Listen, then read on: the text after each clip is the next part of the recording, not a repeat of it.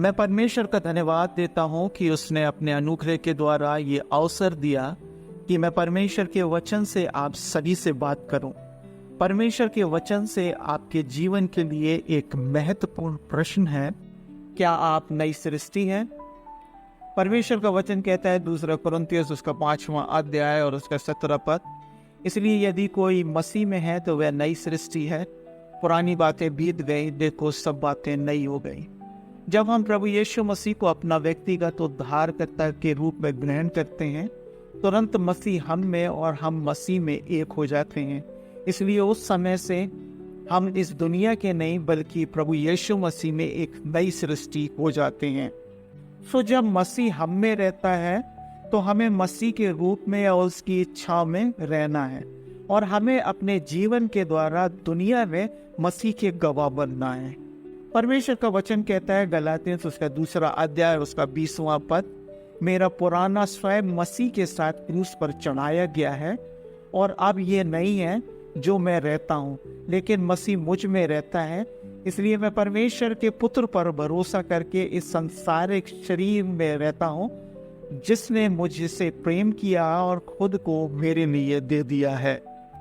यहाँ तक तो ठीक है, हम समझ गए कि हम क्या हैं, हमें कैसे अपने जीवन को बिताना है, लेकिन वास्तव में हम आज अपने आप को जांचें, क्या हम वैसे ही जी रहे हैं जैसा मसीह चाहता है या वैसे जी रहे हैं जैसा हम चाहते हैं कि दुनिया में अपने जीवन को बिताएं। हम अपनी आत्मिक स्थिति को समझें। हालांकि हम दुनिया में रह रहे हैं, लेकिन हमें दुनिया से अलग रहना होगा।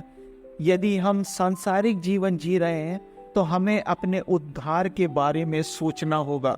यदि आपके जीवन में प्रभु यीशु मसीह को उद्धारकर्ता ग्रहण करने के बाद भी यदि कोई बदलाव नहीं आया है तो आपको ये सोचना होगा कि आपने वास्तव में प्रभु यीशु मसीह को ग्रहण किया है और पश्चाताप किया है, या सिर्फ किसी के कहने पर, भावनाओं के कारण या किसी आशीष के कारण मसीह को आप मानते आए हैं। प्रभु का वचन कहता है मत्ती रचित सुसमाचार उसका 6वां अध्याय और उसका 24 पद, कोई भी 2 स्वामियों की सेवा नहीं कर सकता, या तो वह एक से घृणा करेगा और दूसरे से प्रेम करेगा, या वह एक को समर्पित होगा और दूसरे को घृणा करेगा। जबकि परमेश्वर ने हमसे कितना अधिक प्रेम किया, उसने अपने इकलौते पुत्र प्रभु यीशु मसीह को हमारे लिए दे दिया, तो क्या हमें दुनिया से प्रेम करना चाहिए जो हमें हर दिन नरक की ओर ले जाती है? परमेश्वर बहुत स्पष्ट रूप से अपने पवित्र वचन के द्वारा हमसे कहता है कि जो लोग अपने आप को विश्वासी कहते हैं पर इस सांसारिक जीवन जो पाप में है, मूर्ति पूजा है, व्यभिचार है, अभिमान है, इसके अनुसार अपने जीवन को बिता रहे हैं। प्रभु का वचन कहता है 1 यूहन्ना उसका 2 अध्याय और उसका 15 और 16 पद, दुनिया या दुनिया की चीजों से प्रेम मत करना। अगर कोई दुनिया से प्रेम करता है तो उसमें परमेश्वर का प्रेम नहीं है, क्योंकि वो सब दुनिया क्या है, शरीर की इच्छा है, आंखों की इच्छा है, भौतिक संपत्ति से उत्पन्न होने वाला अहंकार है। ये परमेश्वर की ओर से नहीं है, ये पिता की, स्वर्गीय पिता की ओर से नहीं है, ये सब कुछ इस संसार की ओर से है। अभी भी यदि आपका दिल आपको दोषी ठहराता है जब आप दुनिया के साथ रह रहे हैं, तो इसका मतलब यह है कि आप अभी भी अपने आत्मिक रीति से अपने जीवन में जीवित हैं। परमेश्वर स्पष्ट रूप से आपको गंदी चीजों से अलग होने के लिए बता रहे हैं, जिसके लिए आप विवश हैं। हम अपने स्वर्गीय पिता के हैं, उन्होंने हमें अपने बेटे के जीवन के मूल्य के द्वारा खरीदा है।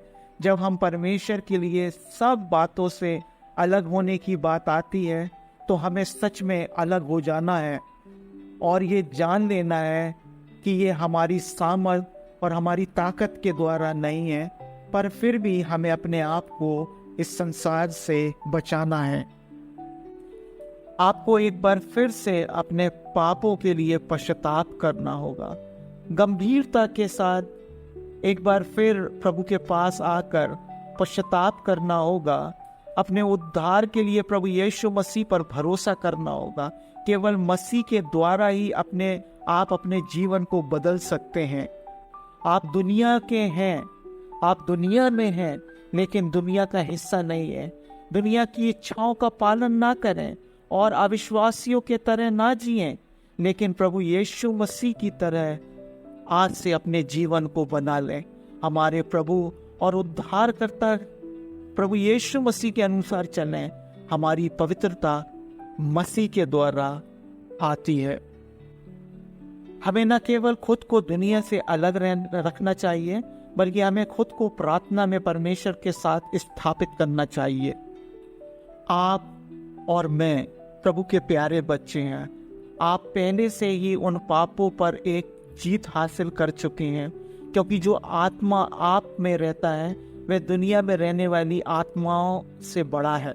नतीजन आप दूसरों को परमेश्वर की अच्छाई दिखा सकते हैं, क्योंकि उन्होंने आपको अपने आप को इस अंधेरे संसार में रखा है, और परमेश्वर ने आपको अपने प्रकाश में बुलाया है कि वे भी जो इस संसार में अंधकार में जी रहे हैं, उस प्रकाश को जो परमेश्वर के द्वारा आपके जीवन से प्रकट होता है वो देखने पाएं। मेरे प्यारे दोस्तों, प्रभु ने आपके ऊपर अपना अनुग्रह किया है और आपको चुना है। आप उसके अनुग्रह के द्वारा जो मसीह कहलाए गए हो, अपनी इच्छाओं से इस संसार में गिरने की अपेक्षा ना करें। अन्य जातियों को पता नहीं है कि ज्योति और अंधकार क्या है, पर हमें इस संसार में प्रकाश देने के लिए परमेश्वर ने रखा है। हम परमेश्वर के बच्चे के रूप में एक नई जीवन जीकर दुनिया को प्रकाश दे सकते हैं। तो क्या हम आज जांच करेंगे और पुराने रिवाजों, प्रथाओं, आदतों, दृष्टिकोण, कमजोरियों को छोड़ देंगे और मसीह में प्रेम, आशा और विश्वास के साथ जिएंगे? परमेश्वर आपको आशीष दे और आप उसकी इच्छा में अपना नेतृत्व करें।